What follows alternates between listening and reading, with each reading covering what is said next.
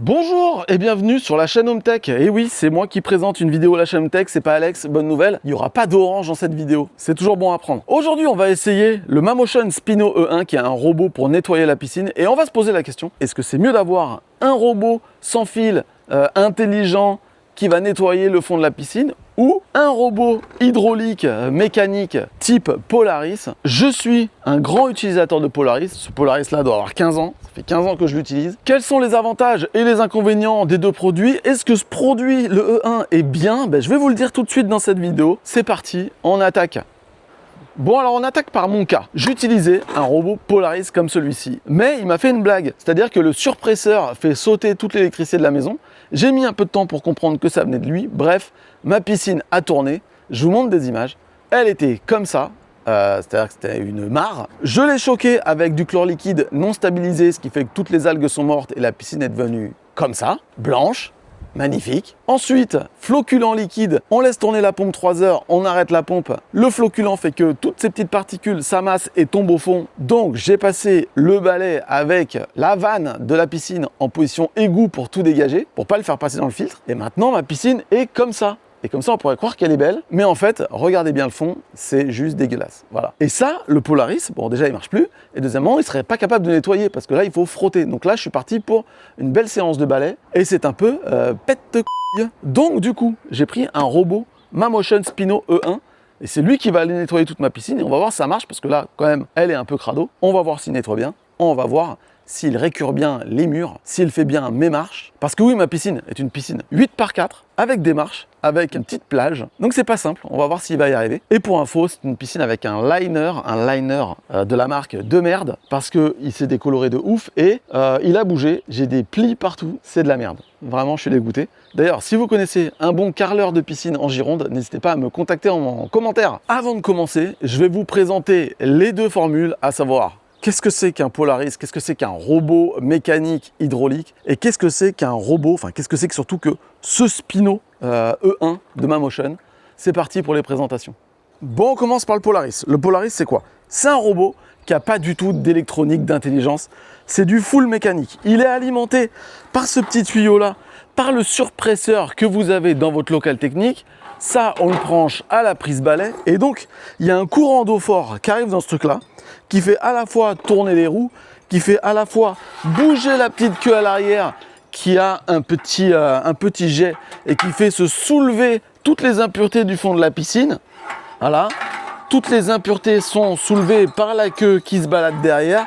J'ai essayé de le faire moi-même, ça marche beaucoup moins bien. Attention à la bombe de fond, ça a failli mal terminer. Et puis en dessous, alors celui-là il est très vieux, je vous préviens. En dessous ici, dans ce modèle-là, on a deux jets ici, qui envoie de l'eau pulsée à travers ce tunnel pour arriver au fond, au filet. Et donc ainsi, toutes les impuretés sont récupérées dans ce filet, qui n'est pas très fin. L'avantage, c'est que sur votre tableau, vous pouvez avoir un programmateur. Donc laissez ce truc-là en permanence tout l'été dans la piscine. Et ici, on a aussi un petit mécanisme qui, de temps en temps, rejette de l'eau à forte pression pour le faire reculer au cas où il est coincé.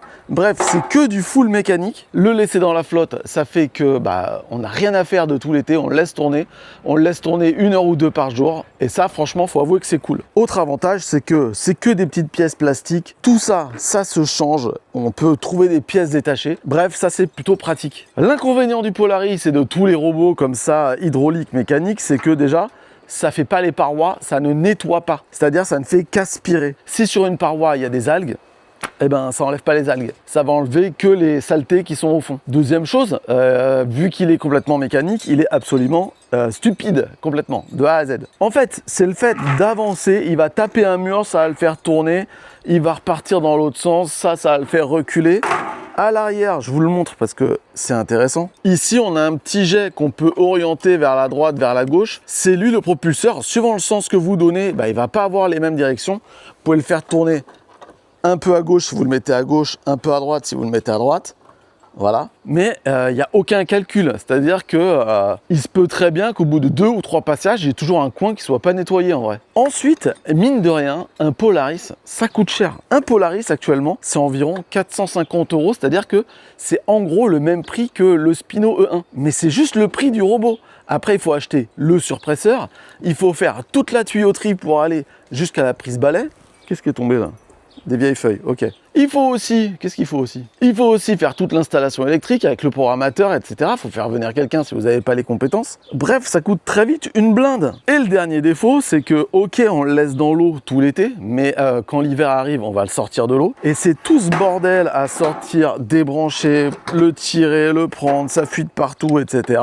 Ça prend de la place à ranger. Enfin, ça va, mais quand même. Et puis, tout l'été, quand il est dans l'eau, on a un tuyau qui se bat dans la piscine. On nage, en fait, avec son Polaris. Il y en a qui rêvent de nager avec des dauphins. Vous allez nager avec votre Polaris. C'est beaucoup moins séduisant. Et si vous montrez les photos à Bernard de la Conta en revenant de vos vacances, il en aura rien à foutre. Alors qu'un dauphin, ça claque. Bref, on l'a vu, mon surpresseur, il fait disjoncter la maison. J'ai pas eu le temps de m'y plonger. Donc j'ai décidé d'essayer un robot électrique autonome sans fil, le Spino E1. Je vous le présente tout de suite. Et le Mamotion Spino E1, le voici. On va l'ouvrir ensemble. Je ne connais pas du tout. C'est la première fois, la preuve. Le carton est encore scotché de partout. Hop là. Alors, il faut savoir que je suis déjà client Mamotion. J'ai une tondeuse Mamotion Luba Mini AWD LIDAR. Voilà. Donc on a ici le mode d'emploi. J'ai tendance à dire que quand un produit est bien fait, on n'a pas besoin du mode d'emploi. On a le crochet pour, a priori, sortir le robot de l'eau parce qu'il ne sort pas tout seul. Voilà. Ensuite, on a le chargeur afin de le recharger. Et ensuite, on a du polystyrène. Et le robot est ici. Bon, là, je vais devoir poser mon téléphone. Ah, mais non, c'est facile. Ah, mais trop bien. Voici la bête. Ouh. Alors. Ok, bon, je le sors du carton. Allez, viens là, ma bibiche.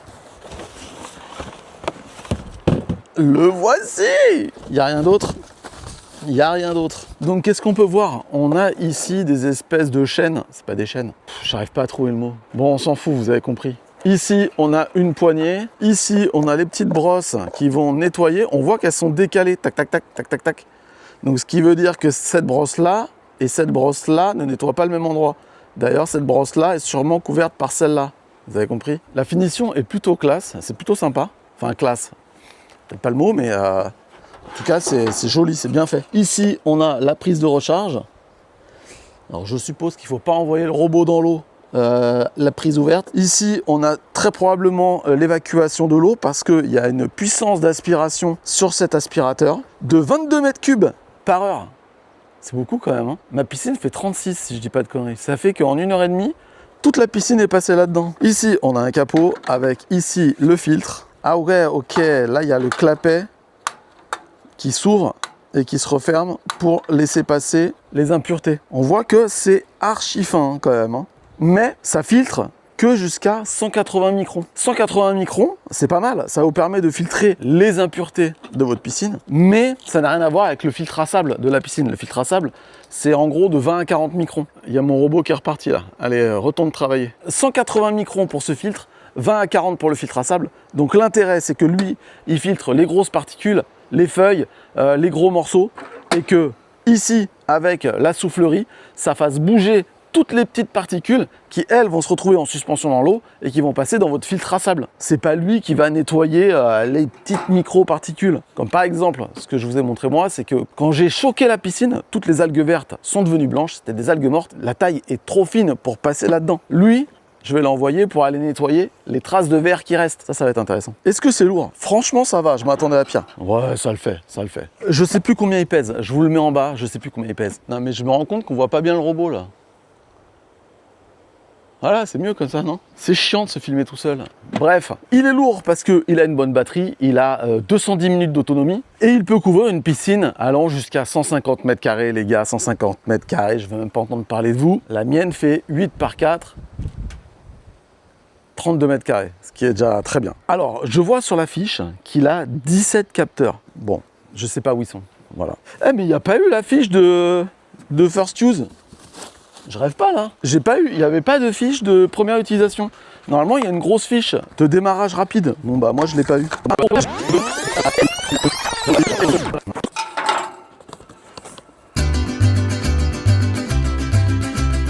Allez, je retire tous les petits éléments. Ici, hop, voilà. Touc. Touc. Les chenilles.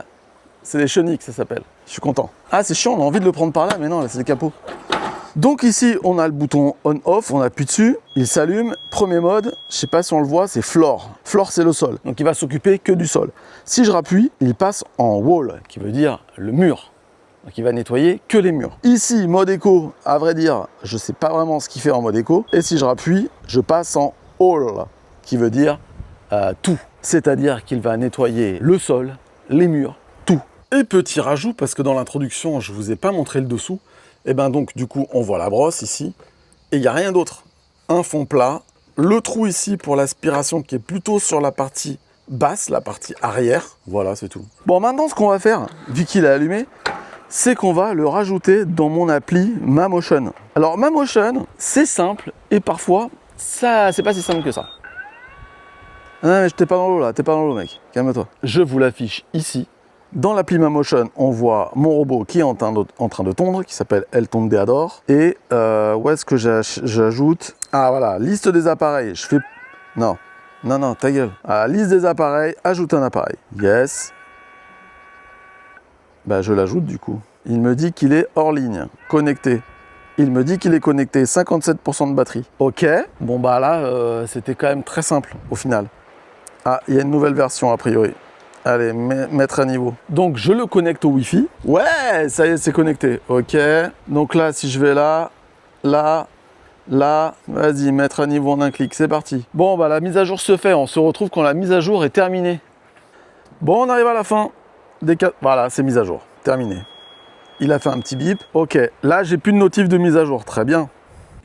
Bon, et bien maintenant on va passer au test grandeur nature dans cette piscine. Donc première chose, je l'ai rechargé un petit peu. On est à 94%. Je regarde un peu les options. Qu'est-ce qu'on a comme option? Historique des tâches, journaux, caractéristiques bêta. Regardons. Donc on a une première option. Oui, j'arrive. On a une première option nettoyage turbo. Ça c'est pour nettoyer rapidement. Ensuite on a nettoyage de la plateforme. Ça c'est quand il y a des escaliers ou comme dans ma piscine là-bas. Il y a une espèce de plage, Je pense que c'est fait pour, donc on va l'activer. Et stationnement à la ligne d'eau, ça c'est le robot qui se gare sur la ligne d'eau pour une récupération facile une fois la tâche terminée.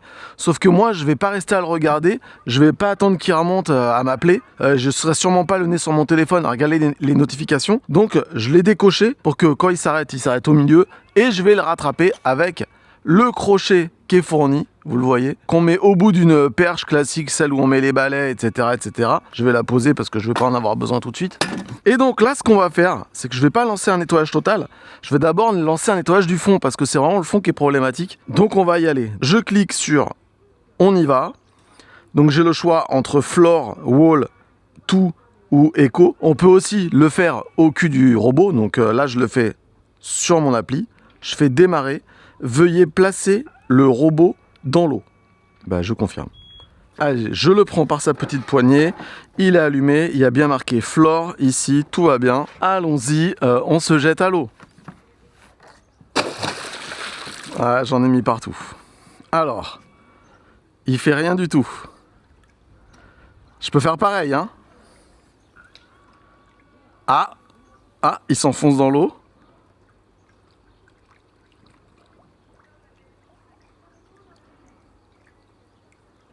Mais il s'est activé là? J'en ai aucune idée.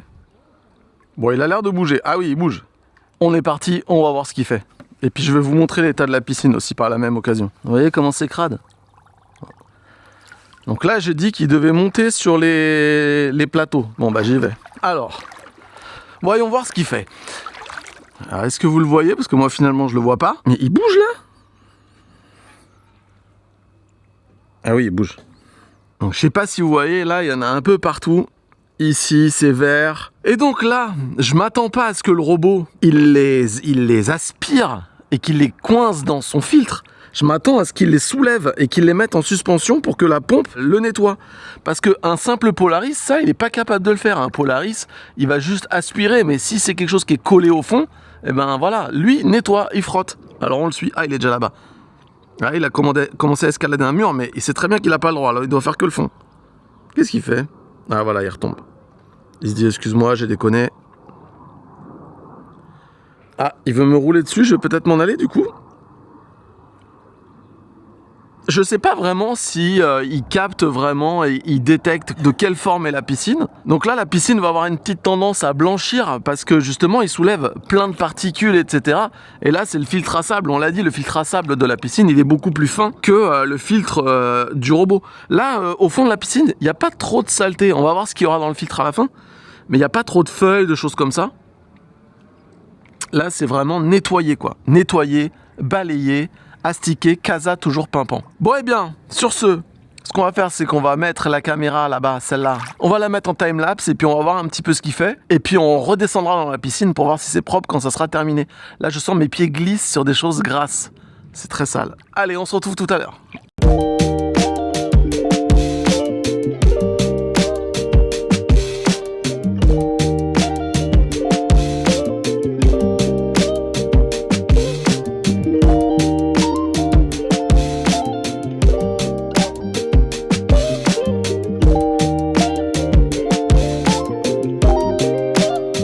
Bon, ça fait maintenant un bon bout de temps qu'il tourne. Il est où d'ailleurs?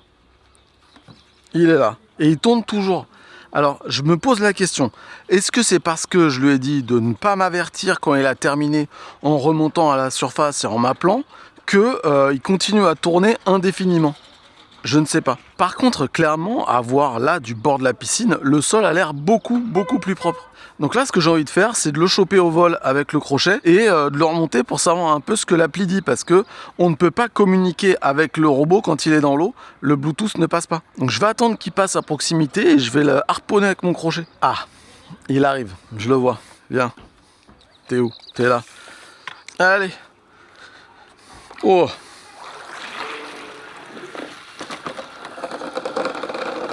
Allez. Il est là. Connectons-nous à l'app. Alors, il a 23% de batterie. Est-ce que j'ai des rapports de historique des tâches? Non, j'ai pas d'historique des tâches là. Alors, c'est vraiment différent des robots tondeuses parce que sur les robots tondeuses, à la fois, on peut communiquer avec le robot tondeuse quand il exécute ses tâches et après, on est averti en temps réel de tout ce qui se passe. Là, par exemple, j'ai aucune idée de savoir où il en est. Là, il n'y a pas marqué travail pas terminé, non. Si je fais lecture, eh ben on repart sur un nettoyage. Bon, je vais laisser s'arrêter. Ça, c'est vraiment très étonnant. Hein.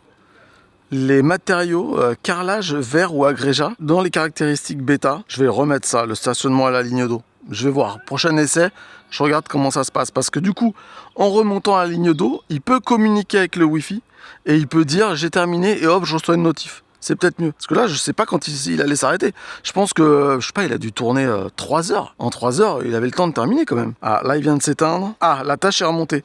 2h30.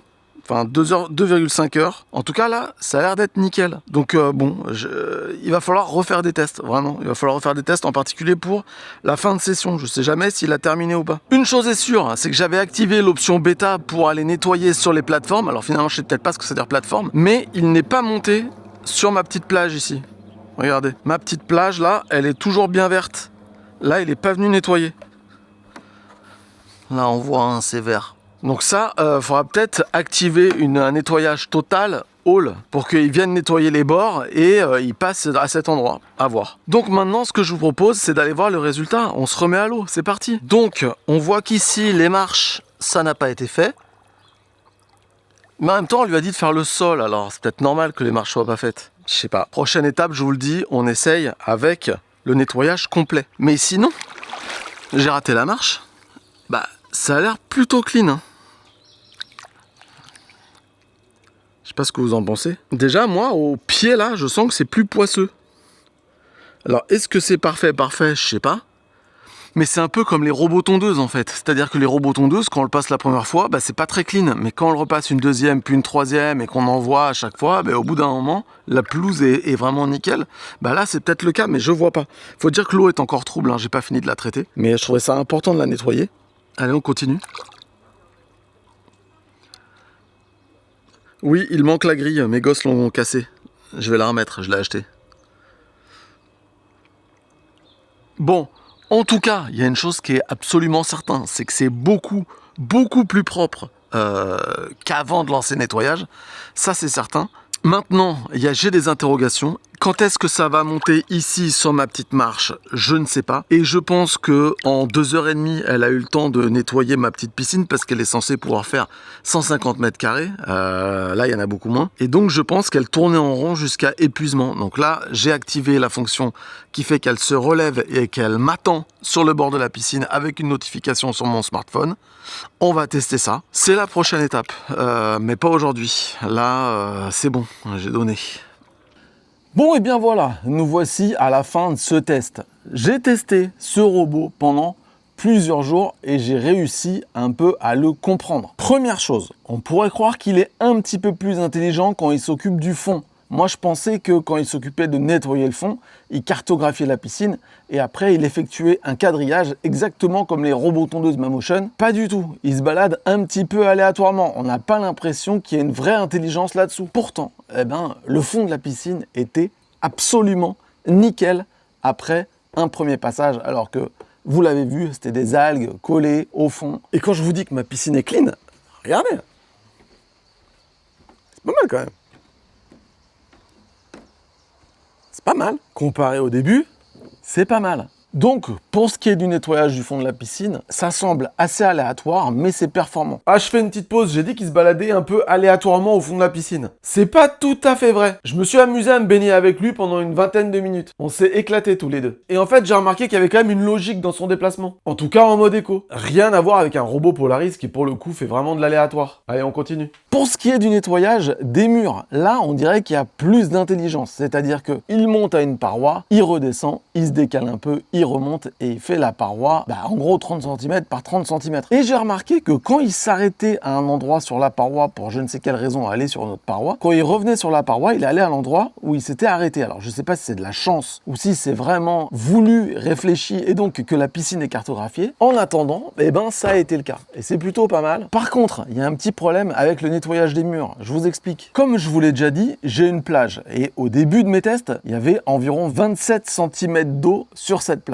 Quand le robot essaye d'attaquer les murs, nettoyer les murs autour de la plage, 27 cm d'eau, c'est pas assez, la succion ne se fait plus, il tombe sur l'arrière et puis il est bloqué en fait. J'ai donc remis un peu d'eau, alors je vous rassure, j'ai pas tenu le tuyau d'arrosage tout le temps, et une fois qu'on est arrivé à 33 cm, ça semblait mieux fonctionner. Sauf quand le robot arrive sur le refoulement, pareil, il bascule en arrière, il tient plus, même il tombe à la renverse. Bref, si vous avez une plage, c'est pas ouf. Au niveau des escaliers, compliqué pour lui, on a dû les faire au balai quand même. Mais sinon, au niveau du fond et des murs, c'est vraiment nickel, ça a vraiment bien marché. Je suis assez épaté. Surtout qu'il y avait du taf. Bref, passons aux petits défauts maintenant. Le premier défaut, c'est que on ne peut pas communiquer avec le robot via l'appli quand il est sous l'eau. Par contre, ce qui serait intéressant, c'est qu'il remonte à la surface de temps en temps, il peut le faire en longeant les murs, et quand son nez dépasse de l'eau, il peut se connecter. Par exemple, j'ai reçu une notification, le nettoyage est terminé, alors qu'il était encore dans l'eau, ça veut dire qu'il arrive à se connecter en sortant de l'eau, en mettant son nez à la surface de l'eau.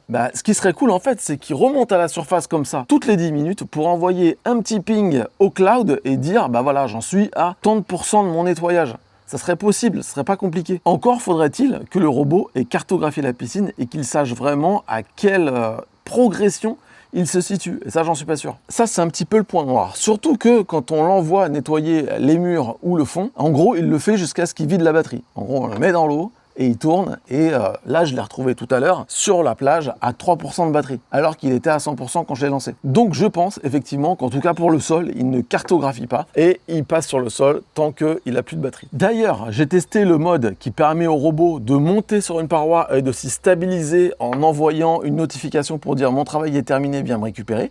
Ça a fonctionné, sauf qu'une fois, il s'est stationné juste sous mon rideau.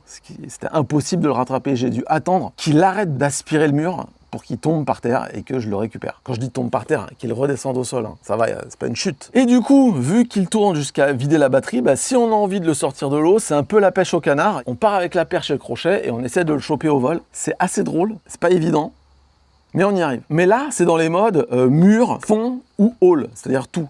Mais le dernier mode, c'est le mode éco. Et celui-là, il est cool. Le mode éco, il sert juste à faire un petit nettoyage d'en gros 45 minutes qui va vider en gros chez moi en tout cas, 25% de la batterie. Ça, c'est vraiment le nettoyage d'entretien. Et en fait, c'est celui-là que vous allez utiliser le plus. Il s'occupe que du fond, mais en même temps, les murs, si la piscine est chlorée et que tout va bien, les murs ne sont jamais sales. Ce qui se salit régulièrement dans une piscine, c'est le fond. Et donc, le mode éco, 45 minutes au fond à nettoyer, il s'arrête au bout de 45 minutes et il a utilisé 25% de batterie, bah c'est le mode que vous allez utiliser le plus souvent. Et donc, il présente un avantage certain, c'est que vous savez qu'au bout de 45 minutes, c'est terminé. Et je fais une petite pause, je vous montre après quelques lavages le filtre.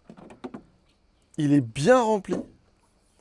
Regardez, ça filtre quand même assez finement. Hein. Il y a même du sable à l'intérieur. Donc ça filtre le sable. Je pensais que ça filtrerait moins fin quand même. Et donc après, ce qu'il faut, c'est le nettoyer au jet d'eau. Voilà, alors là, je vous le fais d'une main, forcément, c'est la galère, mais...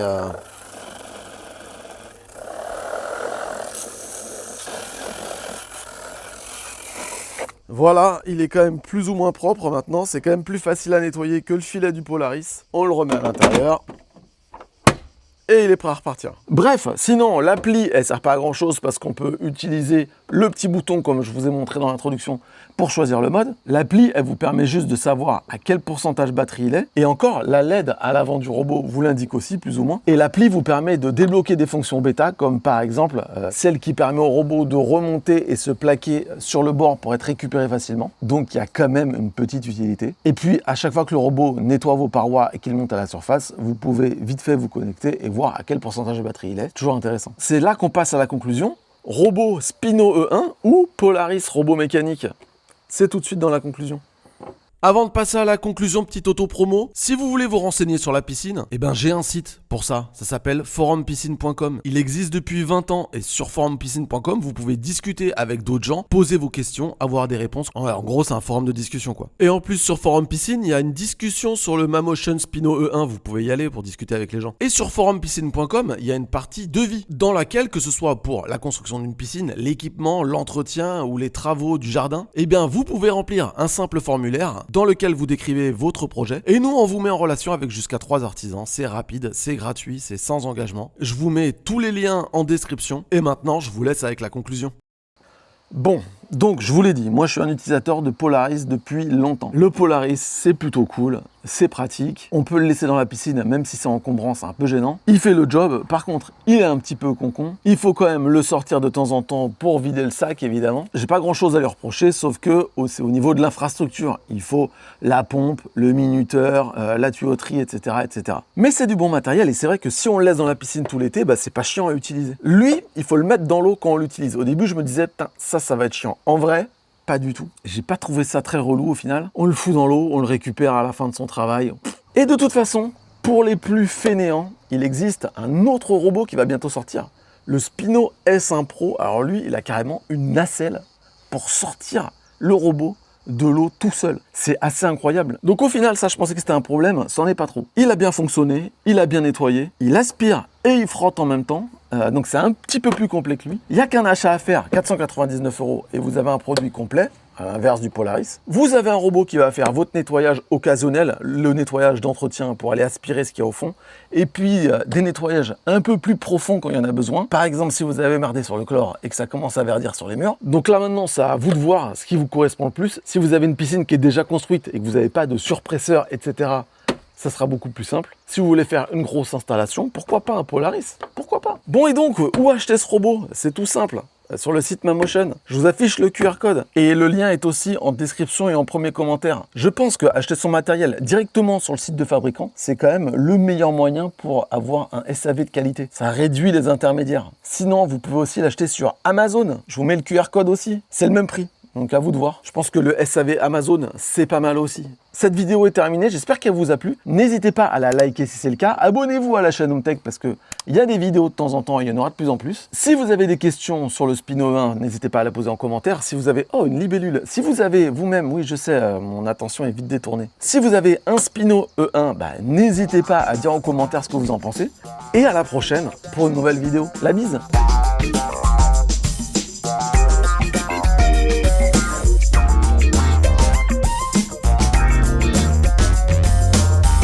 Bon et donc, ouais, oh là, faut pas le casser quand même.